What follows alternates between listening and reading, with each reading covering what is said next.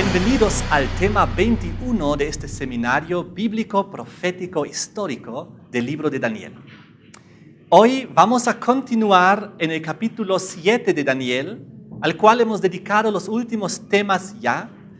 Y si usted ve este video independientemente, entonces le invito a ver primero los videos anteriores para entender el contexto general. De esta manera, en el tema anterior hemos visto el surgimiento del cuerno pequeño, y el cuerno pequeño de Daniel capítulo 7 tiene 11 características. Y el tema anterior ya hemos estudiado 8 de ellas.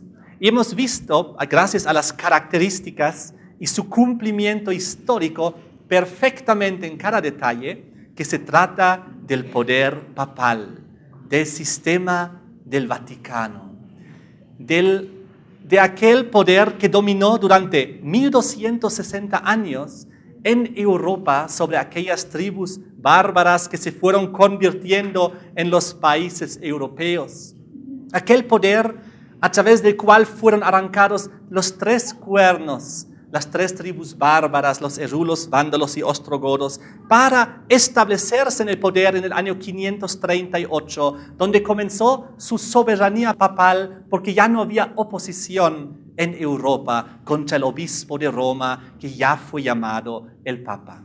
Entonces lo que ocurrió fue que la Biblia nos dio un tiempo profético que este poder iba a dominar y gobernar en Europa de 1260 días proféticos que se transforman en los 1260 años proféticos literales que nos llevaron desde el año 538, cuando comenzó su soberanía al arrancar el tercer opositor, hasta el año 1798, justamente 1260 años. Y recordemos que al cabo de los 1260 años, en 1798, llegó al poder un hombre en Francia que se llamaba Napoleón.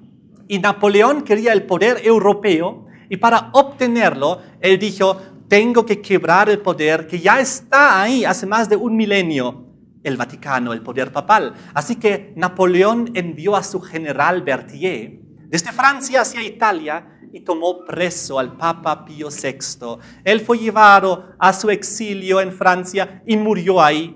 Y este poder que había gobernado durante 1260 años sin oposición militar y política, básicamente, ahí fue quebrado. Entonces, también hemos visto en el tema pasado las características pequeñas pero importantes.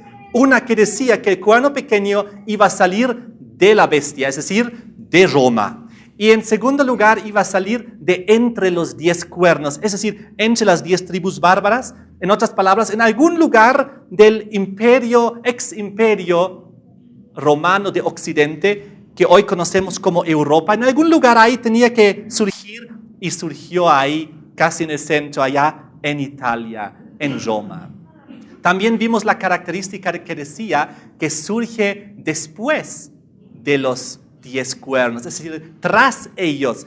Y sabemos muy bien que los 10 hicieron caer al Imperio Romano en el año 467. Y entonces, cuando cayó el Imperio Romano de Occidente, después tenía que levantarse el cuerno pequeño. Y sabemos, comenzó a arrancar un opositor, cuerno pequeño. Luego el cuerno pequeño sacó el segundo cuerno opositor, los erulos, los vándalos. Luego el tercero, que eran los ostrogodos, en el 538. Y ahí ya no había oposición. Tras los 10 se levantó en el año 538. Entonces vimos todas esas características y una más. Pues durante su soberanía papal, que duró 1260 años, hemos visto que lamentablemente iba a perseguir, a destruir, a quebrantar a los santos del Altísimo. Aquí hablamos de que durante toda la Edad Media, durante mucho tiempo, durante siglos, el poder papal persiguió a cristianos que tenían otra fe, que pensaban y creían diferente. Y eso hemos visto todo en detalle en el tema anterior.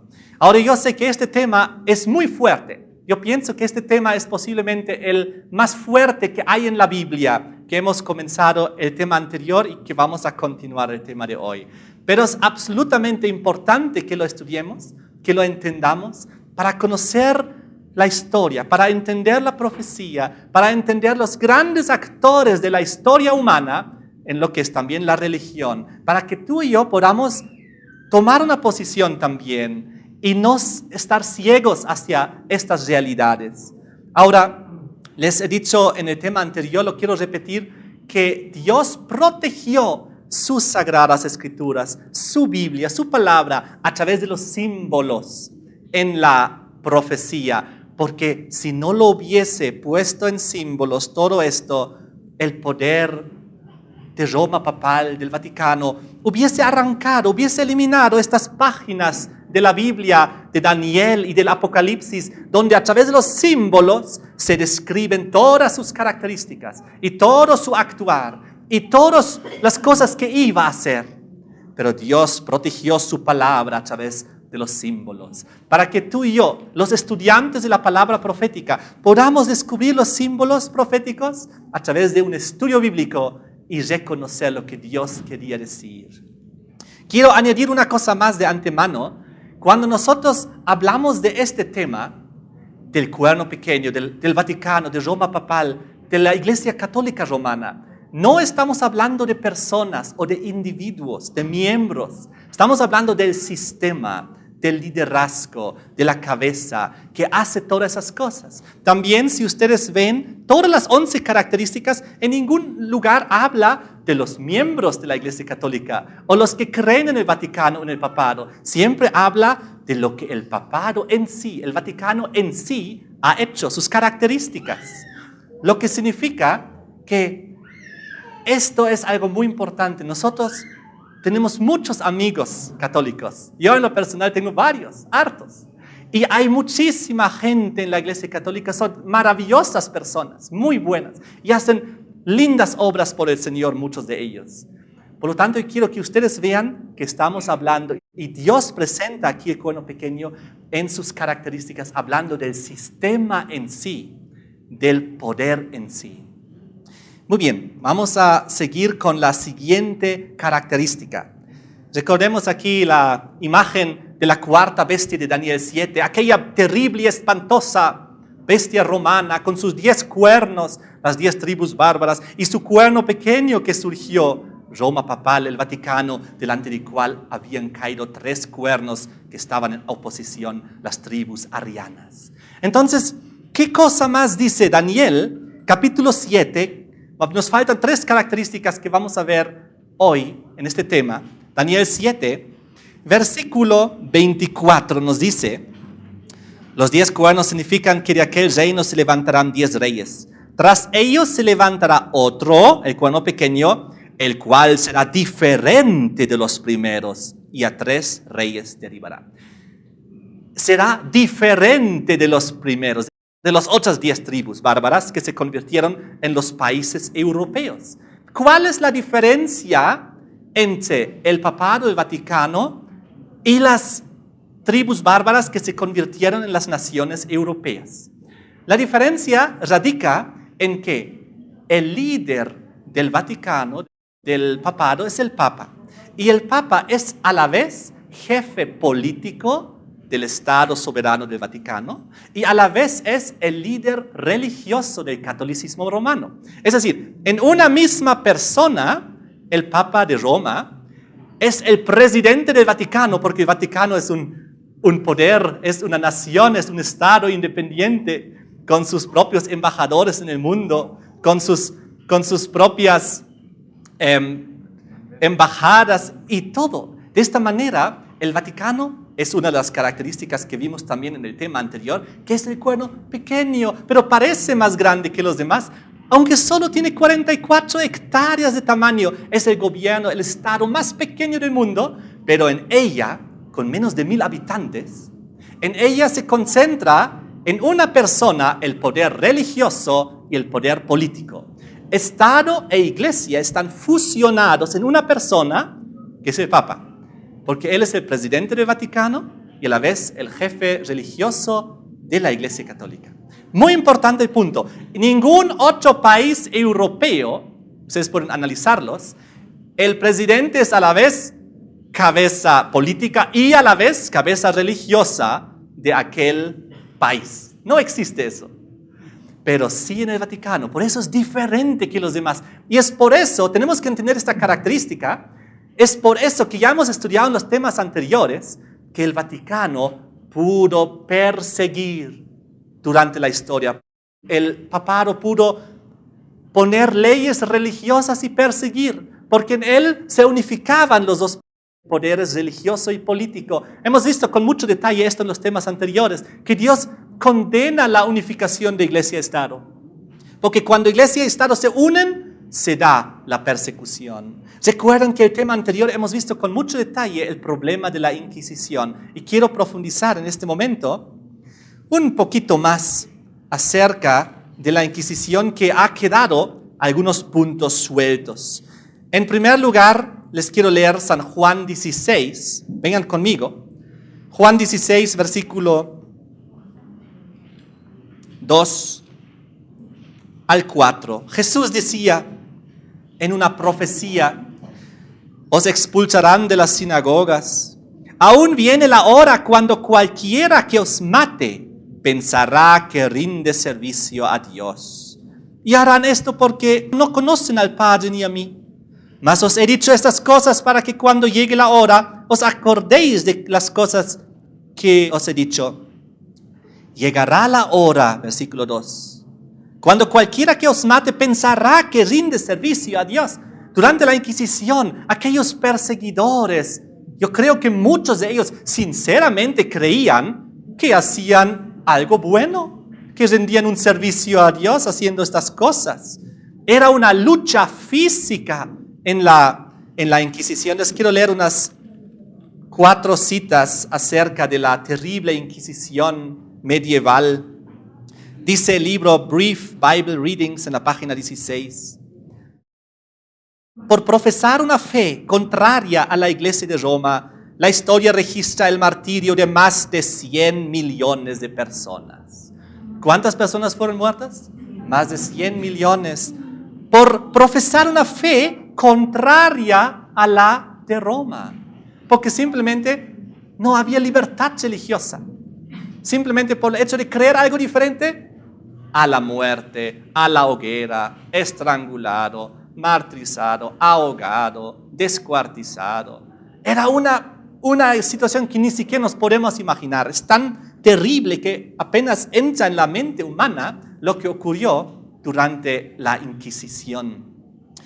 Otra cita de Historia del Desarrollo y la influencia del espíritu de racionalismo en Europa, tomo 2, página 32, 1910. Ningún protestante que tenga conocimiento competente de la historia pondrá en tela de juicio que la Iglesia de Roma ha derramado más sangre inocente que ninguna otra institución que jamás haya existido en la humanidad. Es imposible formarse una idea completa de la multitud de sus víctimas. No existe ninguna institución en la historia del mundo que haya derramado más sangre. Ni siquiera Adolfo Hitler, que mató a como 7, 8 millones de judíos. Porque el sistema del Vaticano mató a aproximadamente 100 millones, 10 veces más que 10 veces más que lo que hizo Adolfo Hitler. Con la diferencia que el poder papal, el Vaticano, lo hizo en un transcurso de varios siglos. Decenas de papas consecutivos llevaron adelante la maquinación terrible y diabólica de torturar y matar a los cristianos que creían diferente. Tenemos que saber esto, porque en la escuela, en las universidades, esas cosas apenas se mencionan o ni siquiera. Fíjense esto. John Dowling en Historia del Romanismo, página 541 al 542, dice: se calcula un promedio de 40,000 homicidios religiosos por cada año de existencia papal. Wow, esas son cosas muy serias, ¿no? Tenemos que saberlo, aunque es algo fuerte. Y una cita más les voy a leer de la revista católica Western Watchman del 21 de noviembre de 1921. donde ellos hablaron acerca de la Inquisición y de un detalle de ella que ocurrió donde decía: el día 24 de agosto del año 1527, los católicos romanos de Francia, siguiendo un plan premeditado bajo influencia jesuita, asesinaron 70.000 protestantes durante el espacio de 2 meses. El Papa se regocijó cuando escuchó las noticias de los exitosos resultados. Para que ustedes sepan un poco cuál era el espíritu de la Inquisición, que era una de las cosas más terribles que nos podemos imaginar. Ahora yo les quiero hablar lo siguiente. En el diccionario de la historia de la Iglesia, en este libro, en la página 581, les voy a leer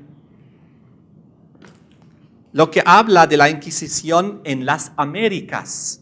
Es decir, la que se trasladó de Europa, sobre todo de España, que era el baluarte más poderoso del catolicismo romano en la Inquisición medieval, que se trasladó la Inquisición hacia Sudamérica y Centroamérica también.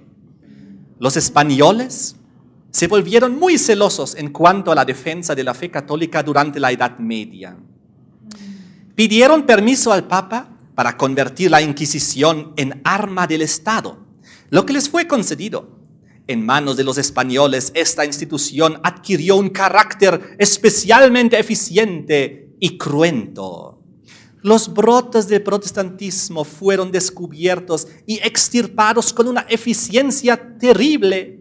Y en América hispana ocurrió lo mismo. Debe tenerse presente que la reforma protestante y la conquista de las Américas, cuando los españoles vinieron aquí, a Sudamérica, fueron eventos contemporáneos. Ahora, ¿qué significa esto? Les quiero profundizar aquí unos conceptos y luego les voy a contar un poco de la historia sudamericana, que es muy importante que sepamos. Cuando comenzó la reforma protestante, entonces nuevamente hubo oposición contra Roma. Pero no era una oposición militar ni política, era una oposición espiritual, religiosa. ¿Se acuerdan que había una oposición contra Roma, que eran las 3 tribus bárbaras? Las 3 naciones bárbaras, los erulos, vándalos y ostrogodos, que políticamente y con sus ejércitos dominaban y era una lucha bélica para eliminar esa oposición. Ahora en la Edad Media, cuando comenzó la Reforma Protestante, comenzó una lucha, esta vez había no una oposición bélica, sino una oposición espiritual religiosa, pero también tenía que ser eliminada por Roma, y Roma comenzó la maquinaria de la Inquisición. Ahora, les voy a leer acerca de algo que se aplicó, que era la tortura. Y tenemos que entender este punto, porque los tribunales del Imperio Romano, estamos hablando de la bestia romana, los tribunales y sus jueces generalmente presumían de antemano que el acusado es culpable. Por lo tanto, ellos permitieron la tortura para que ellos confiesen. En otras palabras, había una persona acusada y de antemano los jueces decían, debe ser culpable. Entonces hay que torturarlo hasta que confiese. Y luego lo torturaron y algún rato pues confesó. Y entonces recibió recién su castigo. Y muchas veces la tortura durante el proceso de la investigación era peor y más terrible que el castigo mismo. Así fue la ley romana. Ahora, cuando llegaron las tribus bárbaras, las 10 tribus bárbaras, trajeron ellos una ventaja a Europa. Porque las tribus bárbaras hicieron cesar la tortura. ¿Recuerdan que ellos hicieron caer al Imperio Romano de Occidente y se pusieron en su lugar? Pero luego fueron cristianizados poco a poco, todas. Y todas asimilaron el catolicismo romano desde el siglo V en adelante. Y entonces lo que pasó fue lo siguiente, que durante su época, cuando ellos todavía predominaban políticamente, en cierto sentido, no había tortura, o muy poco, durante varios siglos. Pero entonces ocurrió que en el siglo XII se redescubrieron los antiguos libros con las leyes romanas. Y entonces hubo un gran reavivamiento de la ley romana para los juicios y había un gran reavivamiento de la tortura legal. Les quiero leer una cita que aparece en la enciclopedia católica nueva, New Catholic Encyclopedia, acerca de esto bajo el subtítulo Tortura. Y dice: bajo la influencia de las costumbres y los conceptos germánicos, las tribus bárbaras, se usó muy poco la tortura desde el siglo IX hasta el siglo XII. Pero con el resurgimiento de la legislación romana, esa costumbre se restableció en el siglo XII. En 1252, el Papa Inocencio IV sancionó la aplicación de la tortura por parte de las autoridades civiles a los herejes. Y la tortura llegó a ocupar un lugar reconocido en el procedimiento de los tribunales de la Inquisición. ¿Quién volvió a resurgir y reanimar la antigua ley romana? El Vaticano, el Papado de Roma, bajo el Papa Inocencio. Ahora, lo que pasó fue que a partir de entonces nuevamente la tortura entró y nuevamente cuando había uno acusado de herejía porque creía diferente, directamente se presuponía que era culpable y se comenzó a torturarle para que él, bajo esa terrible tortura física, pues confiese y diga, sí. Esto fue lo que ocurrió. Y era muy, muy terrible. De esta manera, realmente el Vaticano hizo resurgir nuevamente. Es por esto que todo esto es una bestia en sí, una bestia romana, la cuarta, con sus 10 cuernos, con su cuerno pequeño, es finalmente una unidad, aunque son 3 fases del asunto. Desde el Imperio Romano hasta su caída con las 10 tribus bárbaras, hasta el surgimiento del Vaticano, que nuevamente los ocupó todos religiosamente y políticamente. Todo es una unidad. Ahora, gracias a Dios, la Inquisición terminó en 1798. En realidad, un poquito antes ya, pero en 1798, cuando el poder del Vaticano fue quebrado, recuerden, al cabo de los 1260 años, cuando vino Napoleón con el general Berthier, fueron al Vaticano, tomaron preso Papa Pío VI y terminó la Inquisición. Gracias a Dios. Vivimos hace 214 años en un mundo donde no te torturan por tu fe, donde no te agarran y te estrangulan o te queman vivo o te rompen los huesos porque tienes otra fe. Gracias a Dios que actualmente vivimos en un mundo donde esto ya no es así. Fíjense lo que decía en Daniel, capítulo 7, en el versículo 25, acerca del final de la Inquisición. Daniel 7, 25, donde hablaba del cuerno pequeño, de sus características, hablará palabra contra el Altísimo. A los santos del Altísimo quebrantará, ¿recuerden? Pensará en cambiar los tiempos de la ley. Y serán entregados, ¿quiénes? Los santos del Altísimo en su mano, en la mano del cuerno pequeño del Vaticano, hasta tiempo y tiempos y medio tiempo. Durante los 1260 años proféticos, los santos del Altísimo estaban en las manos del poder papal y fueron quebrados ahí. Tremendo. Pero gracias a Dios terminó en 1798.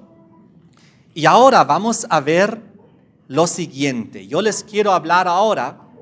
Hemos visto hace unos instantes que la Reforma Protestante, cuando comenzó la Inquisición con más fuerza, y el descubrimiento y la conquista de Sudamérica, América hispana, fueron eventos casi contemporáneos. ¿Quiénes vinieron a conquistar Sudamérica? Los españoles, ¿no es así? Y quiero que entiendan que los españoles, como hemos visto en las citas, en Europa eran la bastión del catolicismo romano. Los que más fieles eran al papado y al Vaticano. Porque cuando comenzó la Reforma Protestante, en Alemania, Francia y muchos otros lugares, Inglaterra, había brotes y había muchos protestantes y luego muchos católicos. Y es decir, había una mezcla. Pero en España no permitieron que entrase el protestantismo. Fue básicamente arrancado desde la raíz. Quiero dar un ejemplo. Porque ellos vieron lo que estaba ocurriendo en Alemania, vieron lo que estaba ocurriendo en Francia, y entonces se prepararon y llamaron que el gobierno autorice la Inquisición en España de tal manera que cualquier brote del protestantismo, unos cuantos misioneros protestantes que fueron a España, fueron descubiertos y ejecutados inmediatamente. Y en España no logró la reforma tener una conquista. Lo que pasó fue algo parecido. Se me ocurrió hoy este ejemplo. ¿Ustedes recuerdan el Che Guevara? Allá en Cuba hizo una gran reforma y una conquista para su forma política de pensar con Fidel Castro, ¿recuerdan? Y entonces tuvieron una gran revolución exitosa en Cuba. Y entonces todos los otros países de Sudamérica vieron eso y comenzaron a prepararse. Y cuando entonces vino el Che Guevara aquí a Bolivia, ¿qué pasó? Fue matado, fue ejecutado, desde raíz fue quebrado. El comunismo aquí no pudo entrar esa vez. ¿Recuerdan? Y yo pensé, algo parecido ocurrió en aquel entonces con España. En Alemania, en Francia, comenzó la reforma impresionantemente. Entonces los españoles vieron eso, y cuando unos cuantos misioneros vinieron a España para hacer resurgir también la reforma protestante ahí, ejecutados de inmediato, no tenían opción de surgir ahí. Ahora, ¿quiénes vinieron a conquistar Sudamérica? Los españoles. Y con esa mentalidad netamente católica romana vinieron aquí. Y ahora les quiero leer acerca de este libro, Las venas abiertas de América Latina. No sé si ustedes han leído o escuchado este libro. Yo les recomiendo también leer. Ahora, hace unos cuantos años ocurrió que estaban reunidos los presidentes de Sudamérica y Estados Unidos. Y estaba sentado ahí Barack Obama. Y me acuerdo bien, Hugo Chávez de repente se levanta de la mesa y camina directamente hacia Obama. Y el Obama le mira así un poco asustado. Y Hugo Chávez le da este libro. Aquí tienes que leer esto, Las venas abiertas de América Latina. Y el presidente de Estados Unidos, Obama, lo aceptó y no sé si lo habrá leído, pero eso ocurrió. Es decir, de este libro estamos hablando y les quiero leer unas cuantas citas de la conquista de América Latina para que entendamos que cuando vino la conquista a América Latina, vinieron dos cosas, la espada y la cruz. En otras palabras, o te conviertes católico romano o mueres. Esas fueron las opciones que tenía la gente. Casi 100 millones de personas que vivían en Sudamérica, entre los incas, mayas, aztecas. Fíjense lo que dice aquí en la página 17. Antes de cada entrada militar, los capitanes de conquista debían leer a los indios ante un escribano público en extenso y retórico requerimiento que los exhortaba a convertirse a la santa fe católica. Y ahora cita de este libro: si no lo hiciereis, o en ello dilación maliciosamente pusiereis, certificóos que en la ayuda de Dios yo entraré poderosamente contra vosotros, os haré guerra por todas las partes y manera que yo pudiera, y os sujetaré al yugo y la obediencia de la iglesia y de su majestad. Tremendo, eso es lo que les fue leído a los indígenas. ¿Y qué hicieron los indígenas? Página 21. Muchos indígenas de la Dominica se anticipaban al destino impuesto por sus nuevos opresores blancos, mataban a sus hijos y se suicidaban en masa. El cronista oficial Fernández de Oviedo interpretaba así, a mediados del siglo XVI, el holocausto de los antillanos. Muchos de ellos, por su pasatiempo, decía ellos, se mataron con ponzoña por no trabajar. Otros se ahorcaron por sus manos propias. Así lo interpretaron ellos. Pero fue porque ellos no querían ser sometidos y subyugados de esta manera.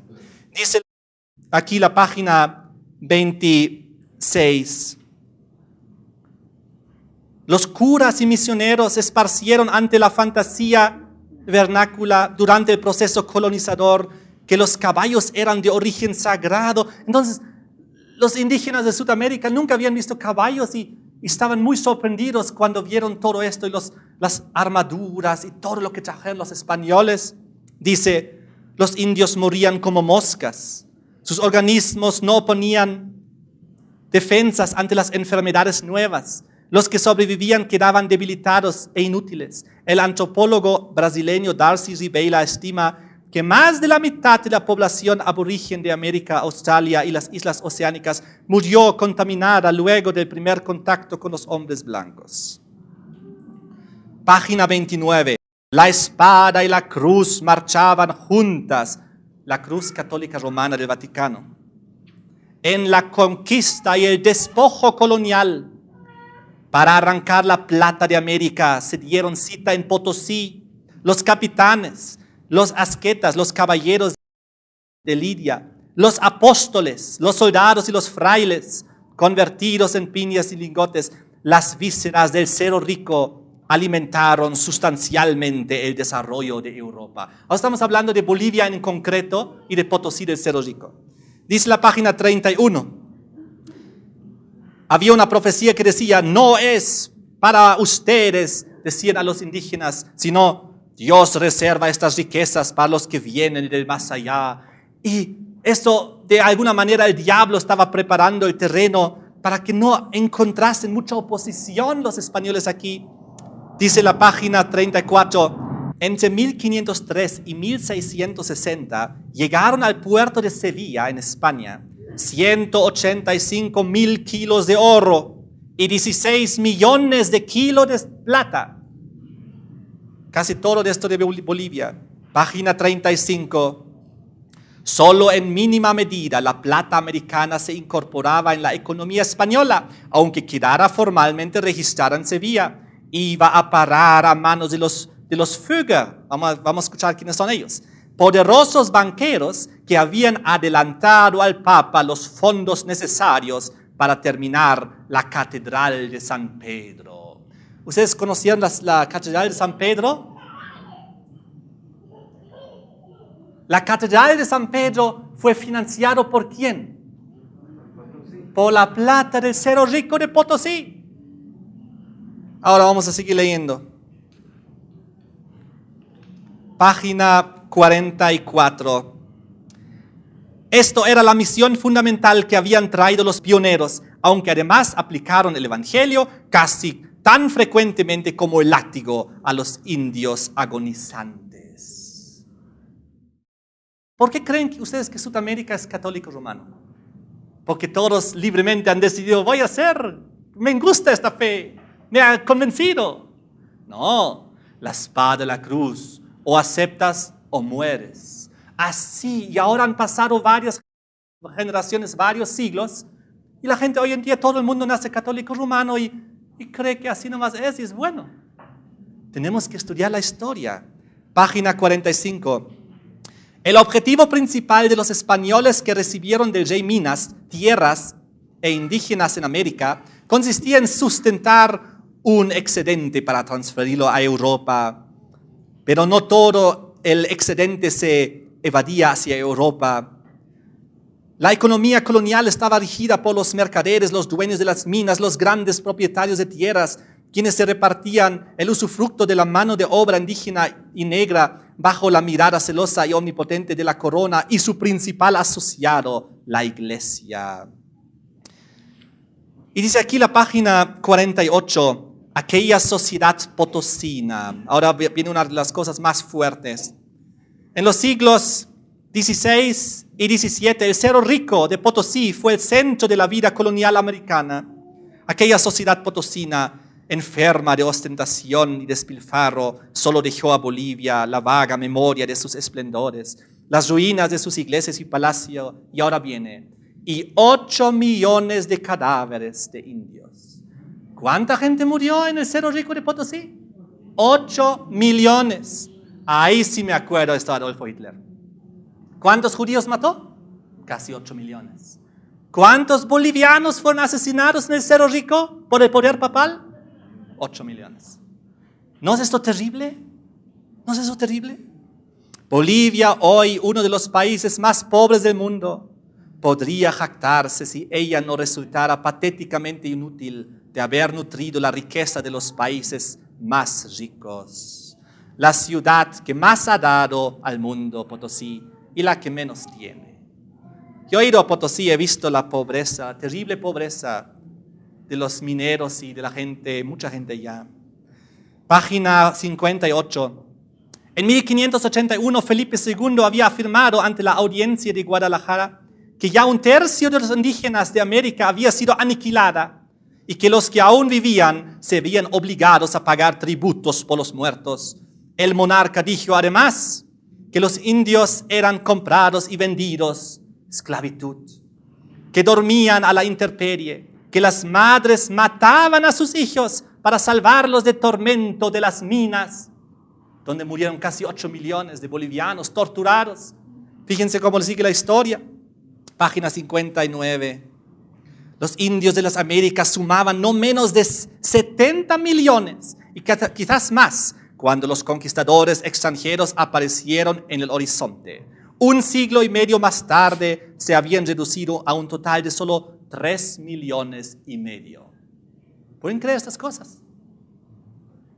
Dice el arzobispo Linián de Cisneros, él negaba el aniquilamiento de los indios. Él decía, no, es que se ocultan, decía, para no pagar tributos, abusando de la libertad de que gozan, que no tenían antes en la época de los incas. Eso dijo el arzobispo, ¿pueden creer?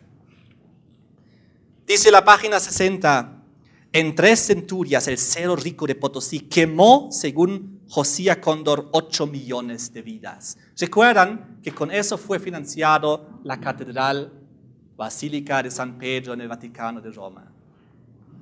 Los indios eran arrancados de las comunidades agrícolas y arriados, junto con sus mujeres y sus hijos, rumbo al cerro. De cada 10 que marchaban hacia los altos páramos helados, 7 no regresaban jamás. Luis Capoche, que era dueño de minas y de ingenios, escribió que estaban los caminos cubiertos, que parecía que se mudaba el reino.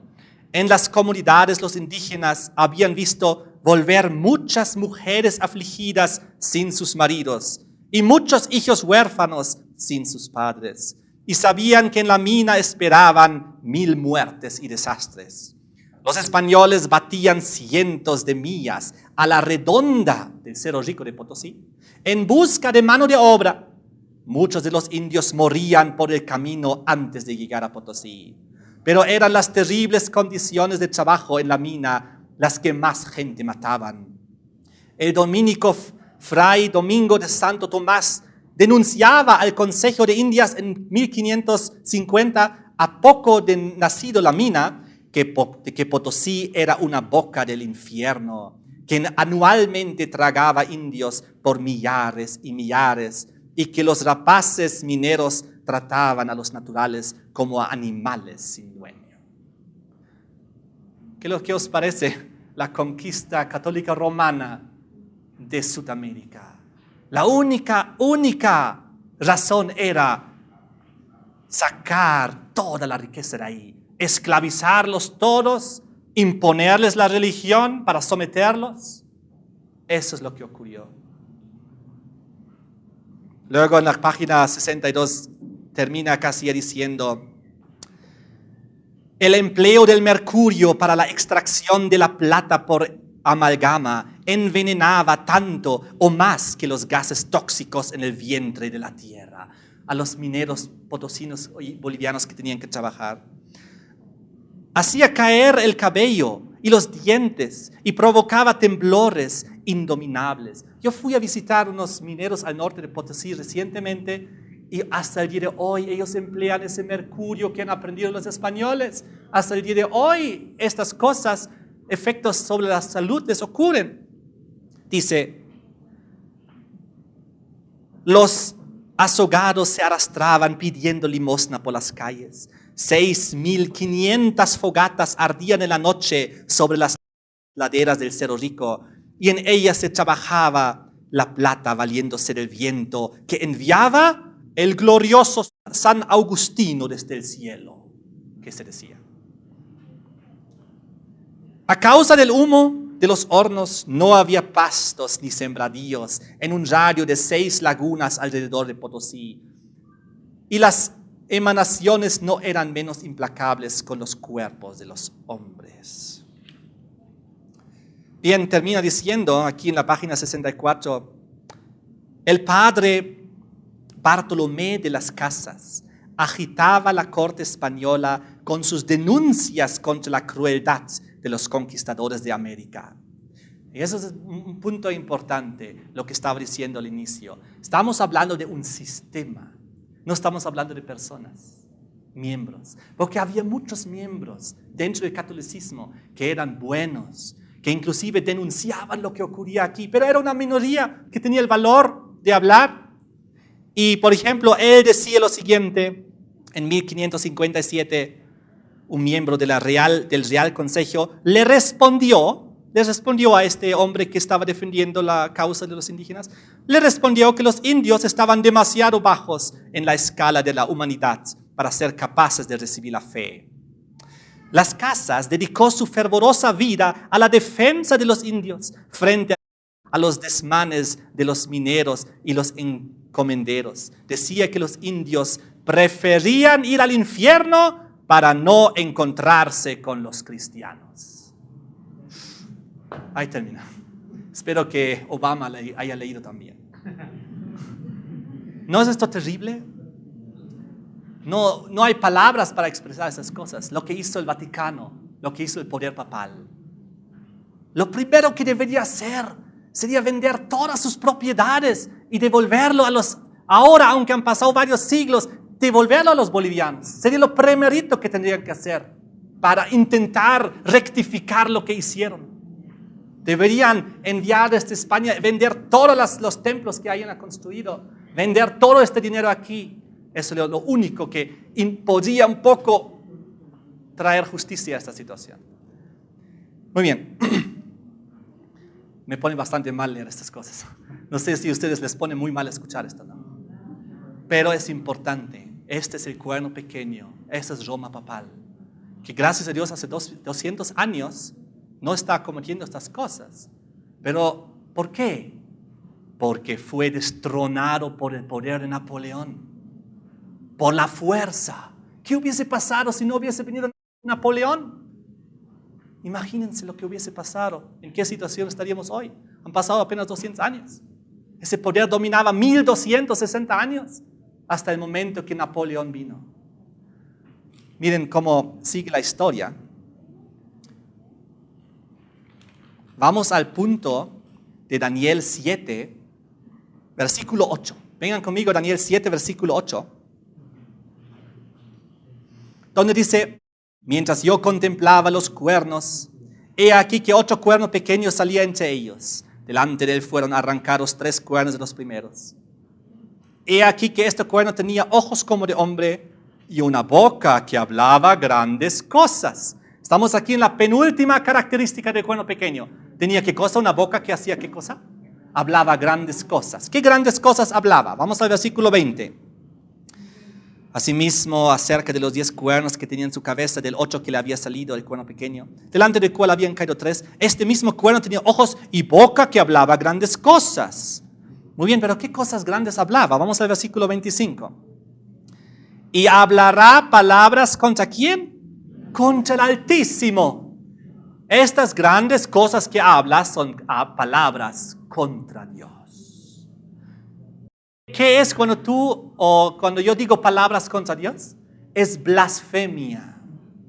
Ahora, una característica del cuerno pequeño del Vaticano es la blasfemia. Habla contra Dios. ¿Cómo sabemos bíblicamente qué es blasfemia? Vengan conmigo a San Juan capítulo 10. Juan capítulo 10, versículo 32 y 33. Jesús les respondió, muchas buenas obras os he mostrado de mi Padre, ¿por cuál de ellas me apedreáis? Le respondieron los judíos, diciendo, por buena obra no te apedreamos, sino por la blasfemia, porque tú siendo hombre te haces Dios. Aquí la Biblia enseña que si un hombre se pone en el lugar de Dios, comete blasfemia. Les pregunto, ¿Jesús cometió blasfemia? No, ¿por qué no? Porque Jesús era Dios, el Hijo de Dios que vino a este mundo. Es decir, Jesús no. Pero cualquier ser humano, enseña este versículo, que se hace Dios, se hace pasar por Dios, comete blasfemia. Ahora les quiero leer unas cuantas citas acerca de cómo el Vaticano se ha puesto en el lugar de Dios. La primera está en la encíclica acerca de los deberes principales del cristiano como ciudadano del 10 de agosto de 1890, donde dice el Papa Leo XIII: el principal maestro de la Iglesia es el pontífice romano. Para llegar a la uniformidad de pensamiento es necesario subyugarse completamente a la voluntad del pontífice romano y de la Iglesia y obedecerle como si fuese Dios mismo. El 20 de junio de 1894 declaró además Leo XIII que nosotros los papas tomamos en este mundo el lugar del Dios omnipotente. Oh, eso es cosa seria. Sigue diciendo, otra cita del año 1512. Christopher Marcellus se acercó al Papa Julio II en el quinto concilio laterano y le dijo lo siguiente al Papa: tú eres el pastor, tú eres el médico, tú eres el gobernante, tú eres el amo de casa y por consiguiente tú eres otro Dios en la tierra. ¿Y cómo reaccionó el Papa Julio II? ¿Lo aceptó? Debió haber dicho, no, ¿cómo puedes decir esto? No, lo aceptó sin corregirle ni llamarle la atención. En la revista católica The Catholic National de julio 1895 dice: el Papa no es solamente el representante de Jesucristo, sino es el mismo Jesucristo ocultado bajo el velo de la carne. Aquí dice que el Papa no solamente es el representante, es Cristo mismo.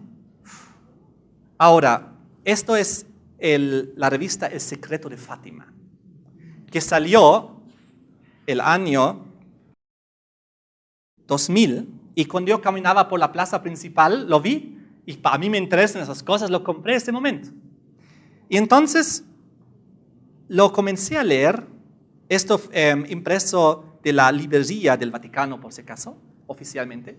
Y en esta presentación, este pequeño librito, en la primera página, al comienzo, básicamente la primera frase dice lo siguiente: tras los dramáticos y crueles acontecimientos del siglo XX, uno de los más cruciales en la historia del hombre, culminando con el cruento atentado al dulce Cristo en la tierra. A lo que habla aquí es que Juan Pablo II recibió un atentado terrorista. Le dispararon, recuerdan ustedes. Pero no murió, fue herido y se recuperó y perdonó al criminal. Ahora, ¿qué pasó? Aquí habla y dice los dramáticos y crueles acontecimientos en la página 3 de este librito, porque uno podría decir, estas citas son de la Edad Media nomás, pero hoy en día todo ha cambiado, ¿no? Vamos a leer. Dice, culminando con el cruento atentado al dulce Cristo en la tierra. ¿Quién es? Juan Pablo II. Oficialmente desde el Vaticano nombrado el dulce Cristo en la tierra. Ni siquiera ya es su representante. Eso es lo que Jesús decía en San Juan, capítulo 10, 32 y 33, donde decía, palabras contra el Altísimo, blasfemias, es ponerse en el lugar de Dios. Jesús no blasfemó, porque Él era. Él es. Muy bien, vamos a un segundo ejemplo. Vengan conmigo a Marcos capítulo 2, versículo 7. Marcos 2, versículo 7. ¿Qué más es blasfemia según la Biblia? ¿Qué más es hablar palabras contra Dios? Marcos 2, 7. ¿Por qué habla así? Decían de Jesús. Blasfemias, dice. ¿Quién puede perdonar pecados sino solo Dios? Jesús había perdonado un pecado. Entonces le acusaron de blasfemo diciendo, blasfemias, dice, solamente Dios puede perdonar pecados. Ahora les pregunto, ¿Jesús hizo blasfemia? Claro que no. ¿Por qué? Jesús es Dios. Él tiene la autoridad de perdonar tu pecado y mi pecado también. Si nos arrepentimos, si confesamos, si oramos al Señor, Jesús nos perdona nuestro pecado. Pero, ¿qué pasa si el ser humano se pone en el lugar de Dios y dice, yo tengo la autoridad de perdonar pecados? Ahora, tenemos que entender que hay dos niveles de perdonar pecados. Por ejemplo, si alguien de ustedes me da un golpe y luego dice, perdóname, ¿me perdonas? Yo digo, claro, no te preocupes, te perdono. Eso es un nivel de perdonar. Y eso tenemos que practicar todos los días. Siempre hacemos pequeños errores, lastimamos a alguien. ¿Qué debemos hacer? Pedir perdón. Y el otro debe perdonar, ¿no? Te perdono, no te preocupes, ya está todo bien. Pero hay otro nivel de perdonar pecados que es ante Dios, que es eliminar y borrar el pecado de los libros, de los registros celestiales, donde están escritas todas las obras buenas y malas.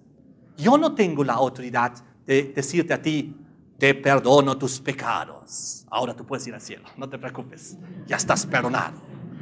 No, ¿cómo voy a hacer eso? Imposible. Yo no puedo, yo no soy Dios. Solo Dios puede perdonar pecados. Ahora les pregunto, ¿el Vaticano, el papado, perdona pecados o no perdona pecados? ¿El Vaticano, el obispo de Roma, los sacerdotes? ¿Sí?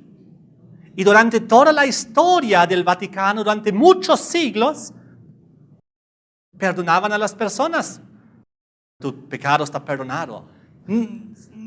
A un nivel de perdón real, es decir, ya está bien tu registro hacia el cielo, ya estás, ya puedes ser salvo. ¿Saben ustedes? Muchas veces la gente pudo recibir el perdón de sus pecados a través de obras, por ejemplo, peregrinaciones. Si tú haces cierta cosa, si das limosnas o vas a una cruzada, entonces todos tus pecados te son perdonados. Se llama la absolución. Absolución general. Tú puedes recibir el perdón de tus pecados si tú haces ciertas cosas. Indulgencias. Ahora, esto llegó a tal extremo de que, por si acaso, está hasta el día de hoy. Pueden recibir el perdón de todos sus pecados. Si ustedes hacen una cosa que les dice el Vaticano, asisten a una reunión familiar de una peregrinación donde es una gran reunión. Casi anualmente el papado ofrece absoluciones, indulgencias totales de tus pecados si haces ciertas cosas. Si vienes a una peregrinación, si vienes a un gran encuentro de jóvenes, donde obviamente se aplica estos perdones. Les pregunto, ¿esto es la manera como la Biblia habla del perdón? ¿No? Y ahora les digo una cosa más. La cosa empeoró aún, porque en la Edad Media ni siquiera te podías ganar el perdón por obras, sino comenzaron inclusive a vender el perdón. A vender el perdón. Tú podías comprar el perdón con dinero, perdón de tus pecados. Esto es lo que ocurrió. Les voy a mostrar aquí estos dos personajes muy, muy famosos de la historia. Uno es Martín Lutero. ¿Quién es el otro? El Papa Leo X. El Papa Leo X, él quería recaudar fondos, más fondos. ¿Saben para qué quería recaudar más fondos? Para la construcción del templo de la Basílica en Roma, la Catedral de San Pedro. No le alcanzaba lo que traía de Bolivia, de las minas de Potosí, de lo que se prestaba de los banqueros alemanes, de los Fugger. No le alcanzaba eso. Dijo, necesito más dinero, ¿qué haremos? Entonces él encomendó a un hombre que se llamaba Tetzel. Y dijo, anda a vender el perdón. Anda por Alemania y anda a vender el perdón. Anda a vender las absoluciones. Anda a vender de esta manera. Y entonces él fue vendiendo de ciudad en ciudad, diciendo, aquí hay perdón por tus pecados. ¿Cuánto cuesta? Tanto. Y la gente ponía y creía. Y entonces compraba el perdón. Y les pregunto, ¿el perdón se compra o es gratuito? ¿Qué dice Apocalipsis 22, versículo 17?